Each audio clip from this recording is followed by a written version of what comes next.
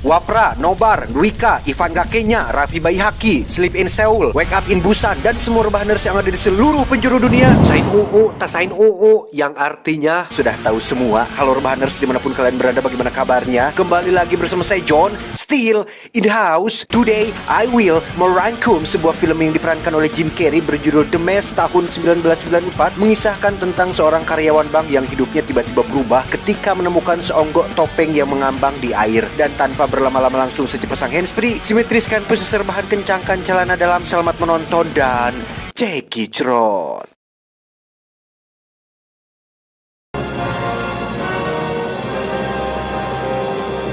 Kisah akan berfokus pada seorang karyawan bank biasa bernama Stanley Ipkiss. Ini orangnya. Stanley termasuk orang yang lemah, entah itu dalam percintaan atau pergaulan. Dia selalu salah mengartikan segala sesuatu yang membuatnya mudah dimanfaatkan orang lain, yang hal tersebut membuat Stanley masuk dalam kategori orang yang kuulen. Stanley, you are the nicest guy. Really, you are. Saat itulah Stanley dan Samsul temannya kedatangan seorang customer cantik bernama Tina. Ini orangnya. Niatnya kemari ternyata bukan untuk buka rekening atau mengambil dana BLT, melainkan untuk survei bank tersebut yang di tasnya terdapat sebuah kamera tersembunyi yang tidak disadari oleh siapapun.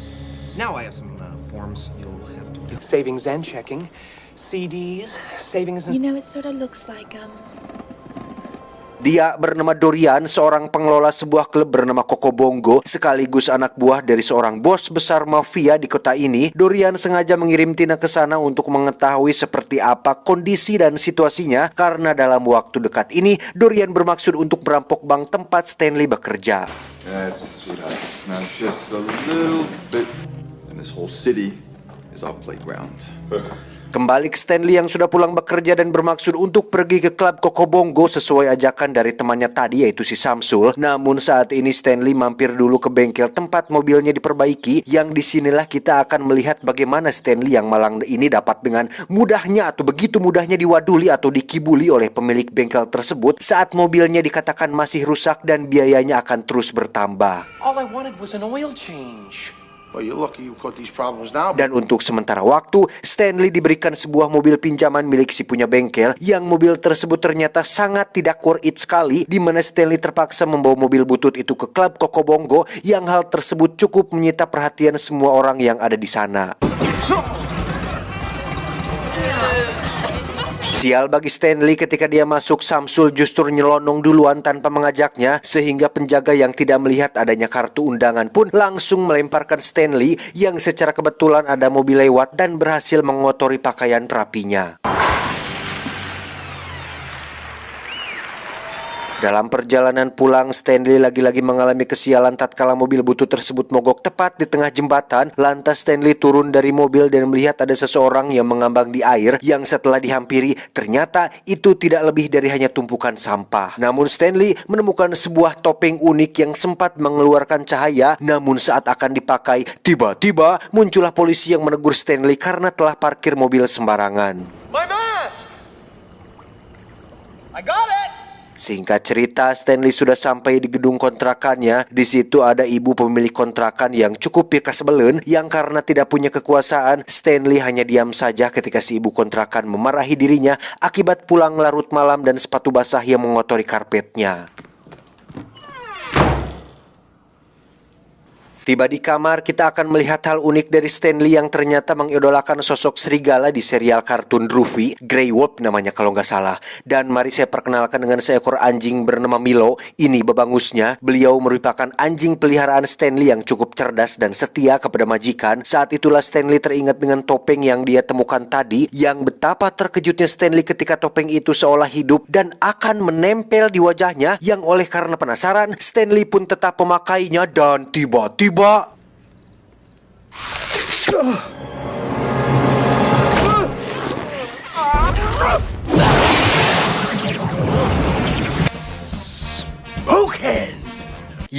Stanley pun berubah menjadi seorang pria berkepala hijau dengan tingkah laku yang konyol dan tidak normal, di mana Stanley dengan sengaja membuat suara berisik yang alhasil si ibu kontrakan pun keluar dan menembaki dirinya.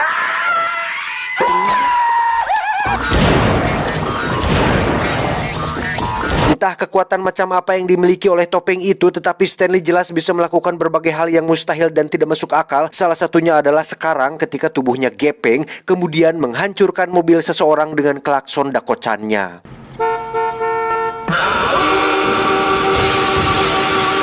Selanjutnya, Stanley pun bertemu dengan sekelompok pemuda berandalan yang berniat untuk menghajarnya. Namun dengan kekuatan topeng itu, justru Stanley dengan konyolnya malah menjadi seorang penghibur dengan membuat mereka semua boneka-boneka balon, yang tiba-tiba boneka balon tersebut berubah menjadi sebuah senjata asli yang langsung membuat mereka semua lari terbirit-birit. Tak cukup sampai situ, Stanley kemudian mendatangi bengkel tempat mobilnya diperbaiki untuk memberi pelajaran kepada dua montir culas dengan cara memasukkan knalpot ke dalam liang tagih mereka semua. Keesokan paginya, Stanley sudah berada di tempat tidur dan menganggap kejadian barusan hanyalah mimpi belaka. Namun tak lama muncullah seorang detektif bernama Calloway bertanya tentang apakah Stanley mendengar suara berisik semalam karena si ibu kontrakan mengaku telah melihat seorang maling berkepala hijau yang dianggap kabur dengan cara loncat dari jendela. Here's my card. If you remember anything unusual about last night. Tak hanya itu, bengkel tempat mobil Stanley perbaiki pun sekarang sedang ramai oleh polisi dan wartawan tatkala kedua montir di sana ditemukan sudah ternodai oleh sebuah knalpot yang tertancap di bagian anus, sehingga bisa dipastikan bahwa kejadian semalam memang telah benar-benar terjadi. I want a proctologist standing by. Ketika Stanley sudah sampai di tempat kerja dan sempat dimarahi bos karena datang terlambat, muncullah seorang wartawan dari majalah Sobek bernama Peggy. Ini bebenguknya yang datang untuk mewawancarai Stanley terkait insiden di bengkel semalam setelah diketahui bahwa mobil Stanley sedang diperbaiki di sana. Bill, if you think of anything, this is my number. Sementara itu kita akan melihat Dorian mendatangi atasannya yang merupakan bos mafia yang menguasai kota ini. Beliau mulai resah dengan Dorian setelah mendengar gosip tentang Dorian yang mulai melakukan pemberontakan seperti melakukan bisnis di luar organisasi dan rencana perampokan bank yang tidak seizin para dewan, sehingga sang bos besar memberikan waktu 1 minggu untuk Dorian pergi dari kota ini selamanya, yang dengan kata lain Dorian telah dipecat dari organisasi ini.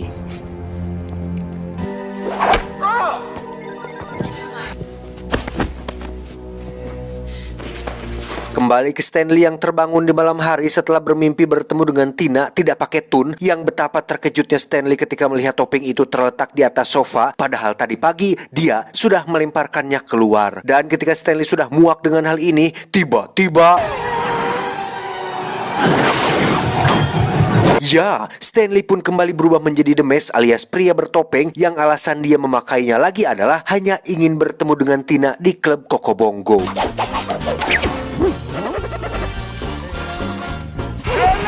Karena tidak memiliki uang untuk pergi ke sana, Stanley yang sedang dalam mode The Mask pun berencana untuk mengambil uang, lebih tepatnya merampok uang di bank tempatnya bekerja. Yang pada saat bersamaan, secara kebetulan anak buah Dorian pun bermaksud untuk merampok uang di tempat yang sama, yang ketika mereka akan masuk, tiba-tiba ya, The Mask alias Stanley tiba-tiba keluar dengan sekantong uang, yang hal tersebut tentu saja memancing pihak kepolisian untuk datang, sehingga ketika Stanley sudah pergi, anak buah Dorian pun harus ketiban apes ketika uang tidak di tangan tapi harus terlibat baku tembak dengan para polisi. Beralih ke klub Koko Bongo, di situ Dorian sedang menikmati hiburan dari bintang utama yang tidak lain adalah Tina yang sebenarnya berprofesi sebagai seorang penyanyi. Saat itulah Stanley datang menggunakan limosin mewah sepanjang 30 meter dan menjadi bahan perhatian semua orang.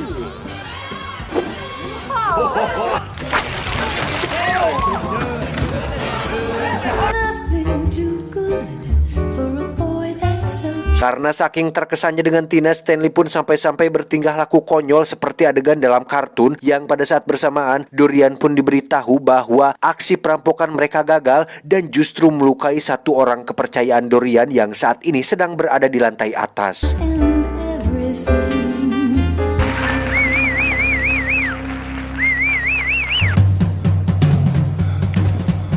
Dan betapa terkejutnya Dorian ketika mengetahui bahwa orang yang telah menggagalkan perampokan sekaligus membunuh anak buahnya ternyata saat ini sedang berada di klubnya dan sedang menari dengan kekasihnya, yaitu Tina.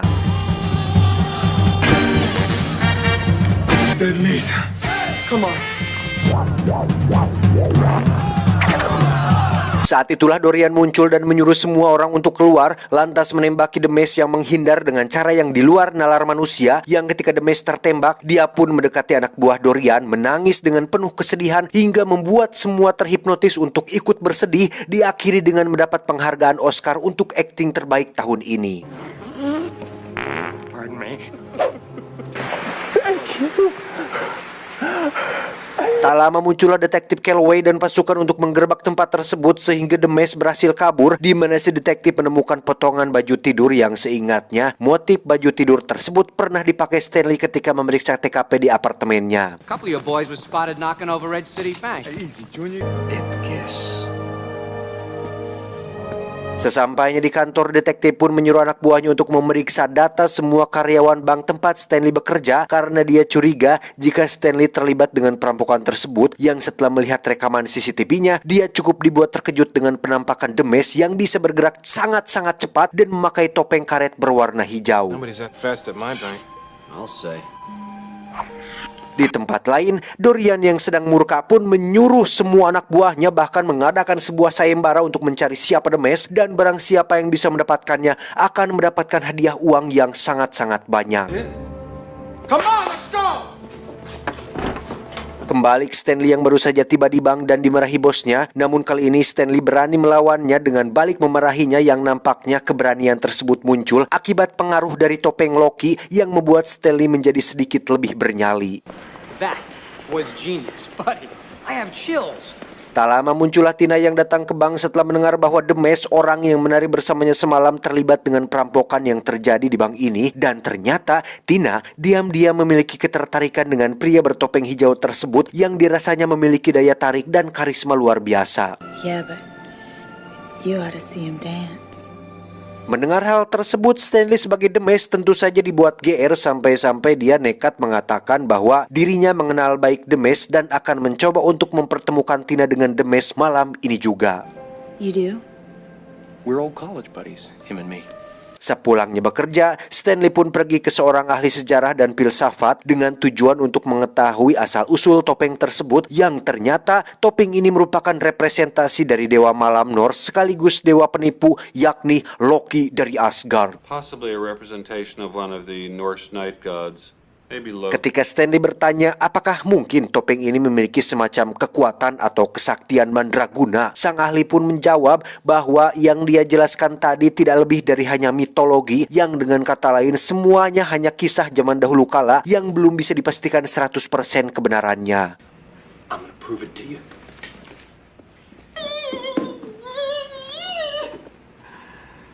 Singkat cerita, malam pun tiba. Stanley terlihat sudah berada di taman sesuai janjinya untuk mempertemukan Tina dengan The Mask, di mana Stanley langsung pergi ke belakang semak-semak dan berubah menjadi The Mask, lantas bertindak konyol dan agresif yang nampaknya membuat Tina justru merasa risih dan pergi dari sana. Tak lama muncullah sedetektif dan anak buahnya yang menyuruh Stanley untuk berhenti bergerak dengan mengatakan freeze, yang hal itu dilakukan secara harfiah oleh Stanley yang benar-benar beku seperti es. Ketika anak buah si detektif sedang memeriksa saku Stanley, mereka menemukan barang-barang aneh yang tidak lazim dibawa dan tidak masuk akal untuk bisa masuk ke sebuah kantong celana yang ukurannya sangat kecil, seperti kacamata, boneka ayam, perangkap tikus, dildo, bungkus rokok, nuncaku, basuka, tutup termos, kaleng kongguan, dan terakhir ada foto istrinya si detektif, yang dimana Stanley langsung kabur dari taman dan mengunci pintunya dengan rapat menggunakan sebuah rantai. Tapi tiba-tiba satu hal yang menarik dengan kekuatan topeng Loki ini, selain bisa merubah penggunanya menjadi sosok yang punya kekuatan tak terbatas, topeng Loki ini juga bisa mempengaruhi alam bawah sadar orang lain, atau dengan kata lain bisa menghipnotis seseorang, bahkan lebih dari satu orang, yang hal tersebut dibuktikan dengan Stanley yang mengajak sepasukan polisi untuk menari dan menyanyi sampai mereka lupa dengan misi yang sebenarnya.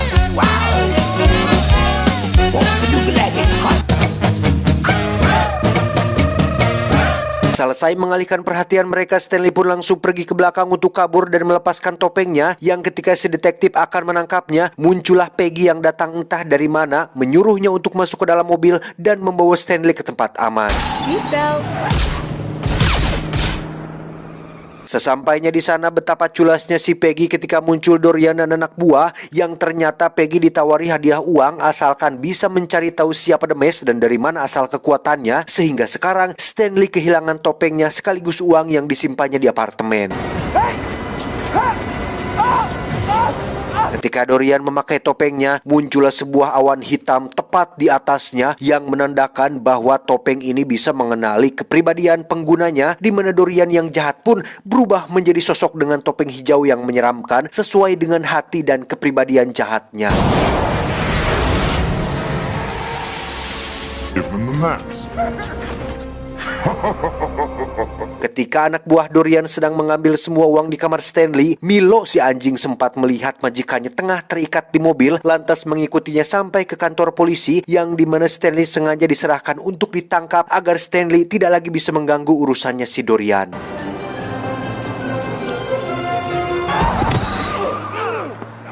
Explain everything? Explain this.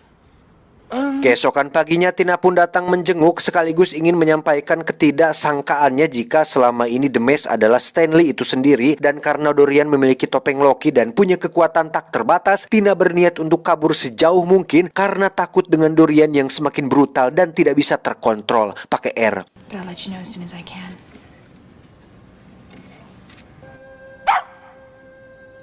Milo.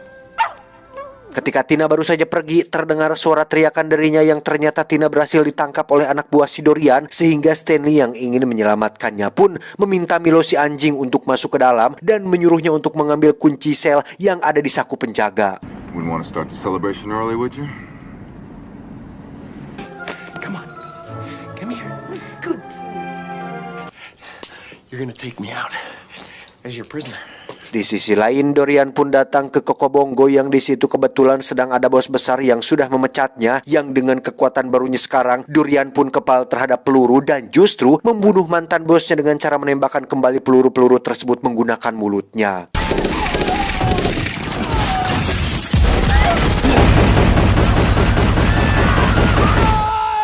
Di saat bersamaan, Stanley terlihat sudah berada di sana, alih-alih ingin menyelamatkan Tina secara diam-diam seperti di film Die Hard atau Mission Impossible. Stanley justru berhasil tertangkap dan akan diikat bersama Tina untuk diledakkan menggunakan sebuah bom. Bring him up here! Dorian! Dorian, wait, no! This party's over. In 10 minutes. Tetapi sebelum itu terjadi, Tina berhasil merayu Dorian untuk membuka topengnya dalam rangka memberikan ciuman terakhir sebelum dirinya mati oleh bom tersebut. Dan bodohnya, Dorian percaya saja dengan hal tersebut, sehingga ketika topengnya sudah dibuka, Tina pun menendang topeng tersebut yang langsung ditangkap oleh Milo si anjing. Run, Milo! Ketika Stanley terlibat kegelutan dengan Dorian, Milo pun dikejar oleh satu anak buah Dorian yang oleh karena terpojok, Milo tak sengaja memakai topeng tersebut dan tiba-tiba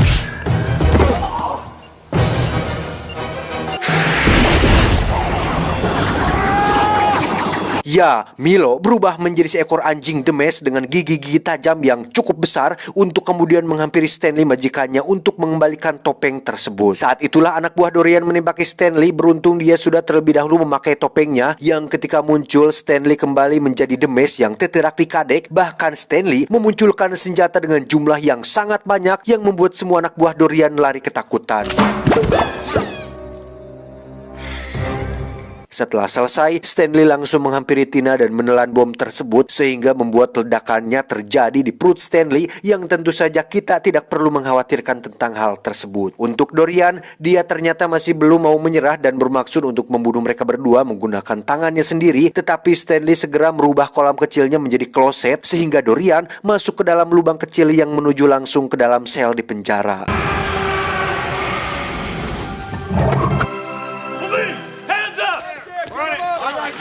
Setelah semua selesai, Stanley, Tina, Samsul, dan Milo pun pulang setelah polisi berhasil mendapatkan pelaku perampokannya, yakni Dorian yang dianggap The Mask, di mana Stanley yang tidak ingin ketergantungan dengan topeng tersebut pun memilih untuk membuang topengnya ke laut dan hidup bahagia dengan pasangan barunya, yakni Tina.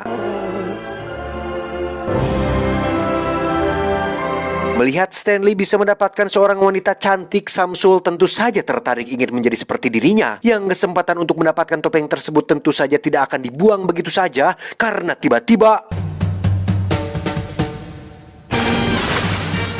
tamat, ending yang cukup membagongkan. Dunia adalah panggung sandiwara, kehidupan adalah temanya, dan kita adalah pemerannya. Ketika kita tampil apa adanya, ternyata orang-orang tidak suka, bahkan cenderung membenci. Tetapi ketika kita memakai topeng dengan menjadi orang lain, orang-orang ternyata menyukainya. Maka sesungguhnya itulah masalah kita. Saya John, mewakili direksi yang bertugas, mengucapkan terima kasih dan sampai jumpa di video selanjutnya.